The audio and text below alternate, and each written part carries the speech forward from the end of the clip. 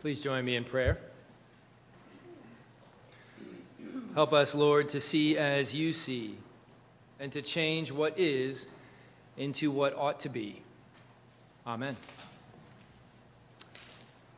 There's a scene in the film Wake Up, Dead Man that talks about faith.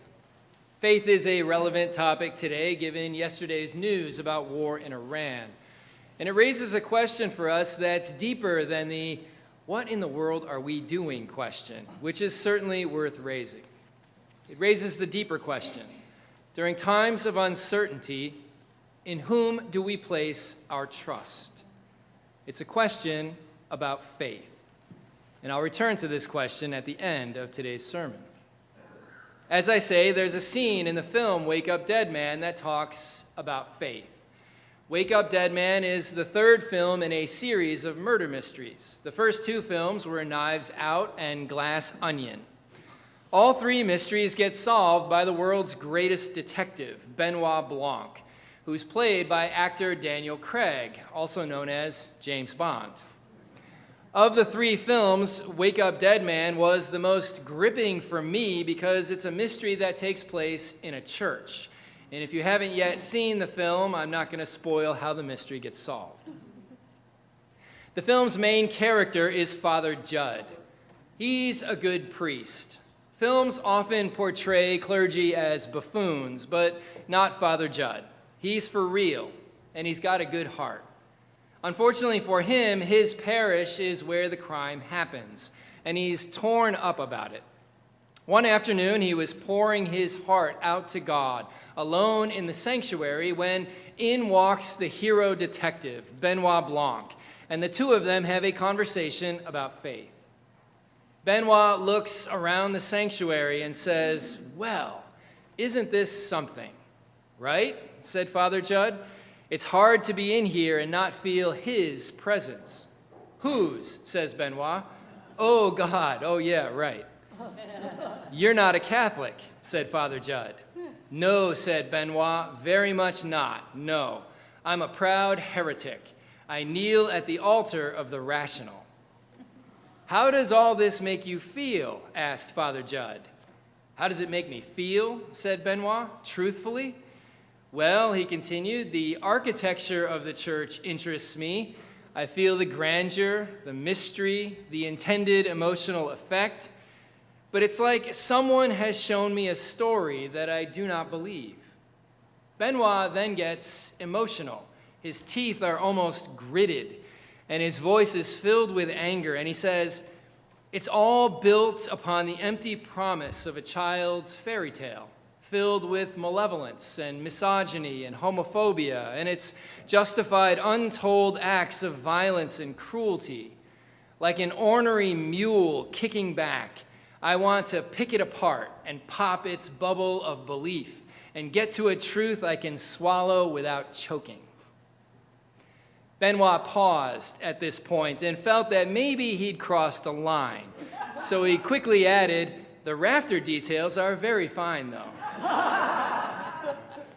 "Listen," he said to Father Judd, "if you want to kick me out of the church for saying all of that, you go right ahead." No, said Father Judd. "You're being honest. It's good."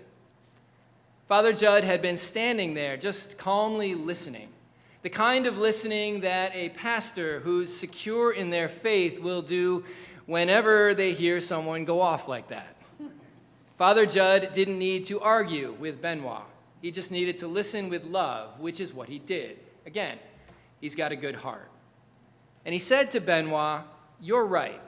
It's storytelling. This church, it's not medieval, it's neo-Gothic, 19th century. And the rites and rituals and costumes, all of it, it's storytelling. You're right. But I guess the question is," he said, "do these stories convince us of a lie, or do they resonate with something deep inside us that is profoundly true, that we can't express in any other way except storytelling?" As Father Judd spoke, the sun began to shine through the stained glass window behind him, creating a halo around his head. And Benoit smiled and said to him, "Touché, Padre." What struck me about that conversation between Father Judd and Benoit Blanc is the different ways they talk about faith. Benoit, the proud heretic who kneels at the altar of the rational, is hung up on the Christian institution. He likes the architecture, but he says it's like someone showing him a story he doesn't believe. He wants to pierce through its shadowy history of violence and cruelty and get to a truth he can swallow without choking. His mind has to grasp it before his heart can embrace it. Father Judd says that yes, the institution can be a lot for some people, but beneath the surface institution, the robes, rituals, hymns, organ, pews, and vaulted ceiling, beneath all of it is a story that resonates with something deep inside us. For Father Judd, our hearts reach out first, and our heads will follow. I'm guessing that most of us here today and worshiping with us online know someone with a Benoit Blanc perspective of faith. Maybe it's a family member or friend. Maybe it's you. The Christian institution can be a lot to swallow. Anyone who studies Christian history knows its dark corners: Crusades and anti-Semitism, the Inquisition and colonialism. And the scientific mind might bristle a bit at the miracles in the Bible.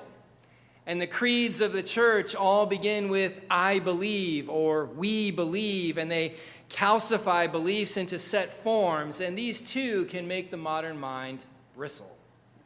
Fortunately, we in the UCC have very few creeds, and we don't tell people to check their brains at the door before they enter here.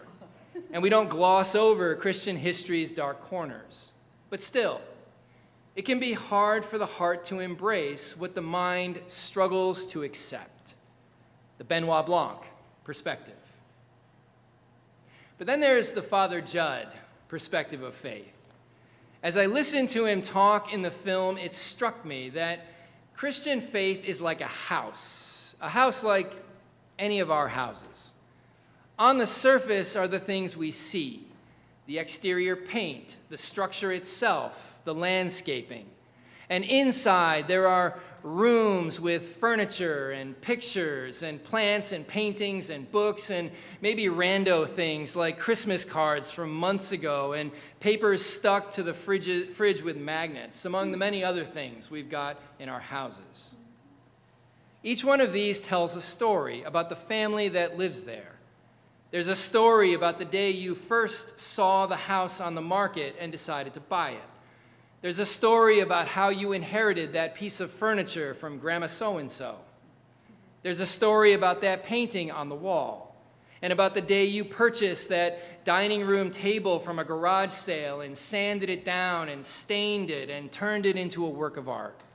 Your photo albums are filled with stories, as is the china set with the one teacup that has a chip. You walk through the rooms of your house, and each one contains countless stories of things like family movie nights and Christmas mornings and meals you shared and arguments you had and pets you've lost, and on it goes. These smaller stories are part of a larger story.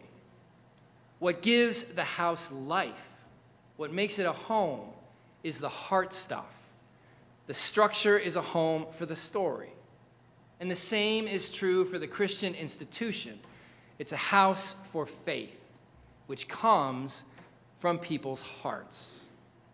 The Father Judd perspective. It's actually not just Father Judd's perspective.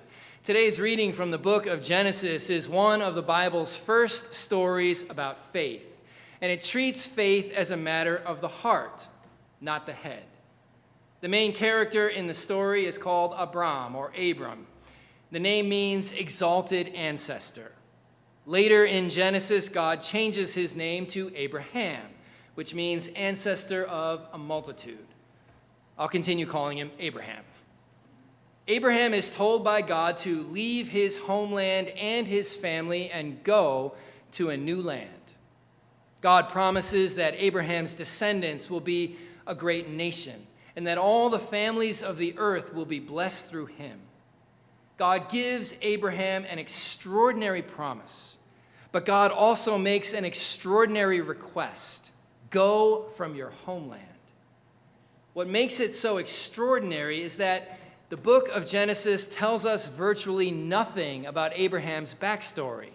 We're not told anything about his early life, and we're not told how he even knows about God. Maybe this was the first encounter he ever had with God. And the first thing God says to him is, leave. Leave your homeland, for a new land I will show you. But I will bless you, your descendants will be numerous, and all the families of the earth will be blessed through you. Abraham is 75 years old at this point in the story, and he's got no children. God's promise to him makes no rational sense in the Benoit Blanc sort of way. All we know from the stories about Abraham in Genesis is that he trusted God. He reached out with his heart before anything made sense between his ears. Faith is not about reciting words from an ancient creed, as important as creeds are in the history of the church. And faith is not about theological precision, being able to precisely articulate Christian doctrines and dogmas, as important as these have been in Christian history. Creeds and doctrines and dogmas and cathedrals and churches and hymns and robes and stoles, these are all part of the house. And these are all important in their own way. But what gives the house life is hearts of faith in the Father Judd sort of way. God cares way more about what's in our hearts than God cares about the beliefs lodged in our brains. Faith, said poet Christian Wyman, is the movement of the heart toward God.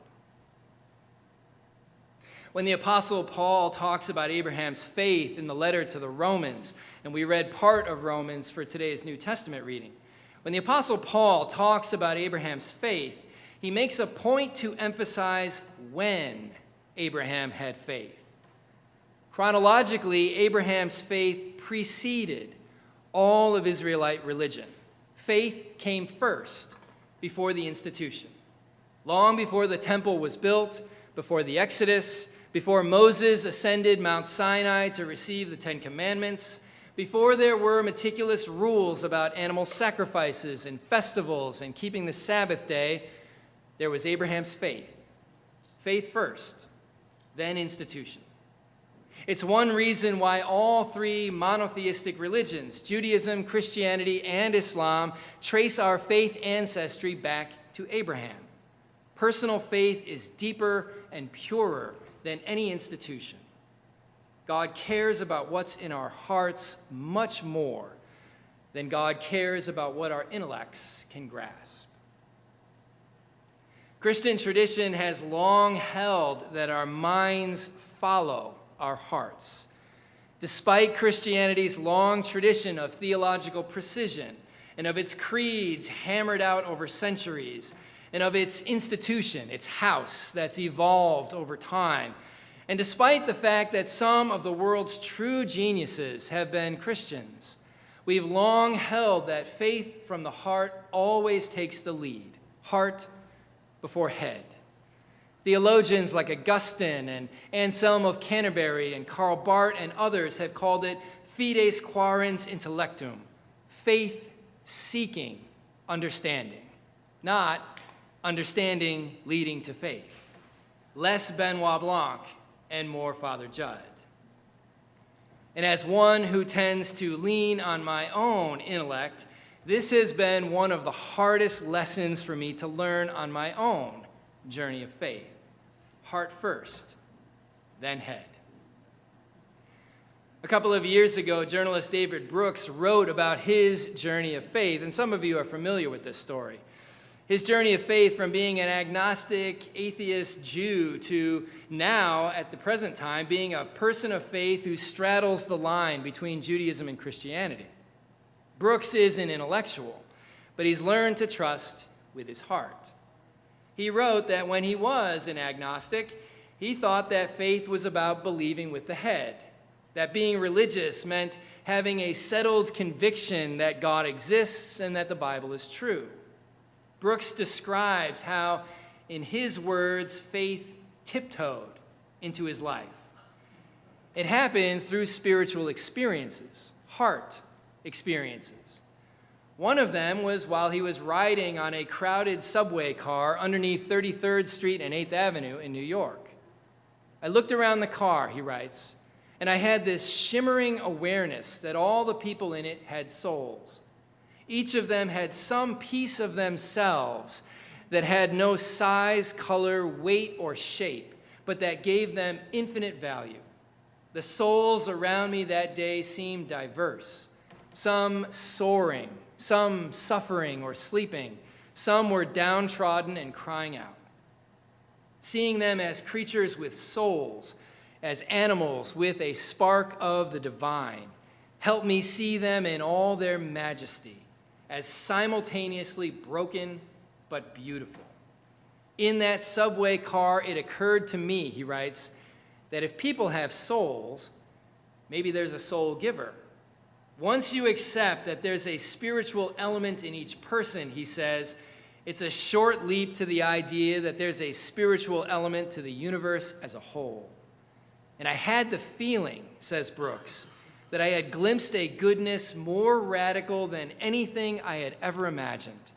And after that experience, gradually over time, I found that I left the realm of atheism and crossed a border into a new land. And I keep having to remind myself that faith is more like falling in love than like finding the answer to a complicated question. Given my overly intellectual nature, he says, I've had to get my brain to take a step back. I've had to accept the fact that when you assent to faith, you're assenting to putting your heart at the center of your life. More Father Judd than Benoit Blanc. The reason why this matters is because what erupts from the heart is so pure and authentic. It's raw emotion. It may not be theologically precise. It may not be creedal orthodoxy. It may not make any intellectual sense. But when we feel, as David Brooks did, that we're fundamentally connected at a spiritual level with other humans, it's such a pure connection, right from the heart. And when we experience love in this life, we're experiencing the heart's pure yearning for divine love. And when we cry out to God in moments of desperation with a simple prayer, help me, it's the purest request, right from the heart. And then after the heart reaches out, the intellect can kick in, as it does for the poet in today's psalm. The poet asks from the heart, where will my help come from? Then his intellect kicks in with the theologically correct answer. My help comes from the Lord, who made heaven and earth. And I know in my head that God is my keeper. God is my shade. Heart first, then head. Without spoiling the film's ending, Benoit Blanc solves the crime, as he always does, but he has a change of heart. The last time he and Father Judd talk in the film, they're back in the sanctuary, just the two of them. This time, though, Benoit's seething rage at the institution has faded. And that's because he's witnessed Father Judd show grace and compassion to people, even to the perpetrator of the crime. And he's seen people's lives transformed. Father Judd invites him to stick around for the Sunday service. Benoit politely declines. But before he leaves, Father Judd gives him a big hug. It's the only time in all three films that Benoit Blanc has any physical contact with another human being. He's usually a bit aloof. But even he has a change of heart by the end. He sets his intellect aside for just a moment to receive love. Maybe that's the purest form of faith.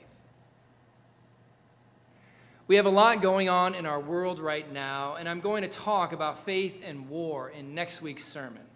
But for now, I invite you to wrestle with the question, during times of uncertainty, in whom do we place our ultimate trust? Or to use the words of today's psalm, from where does my help come? Amen.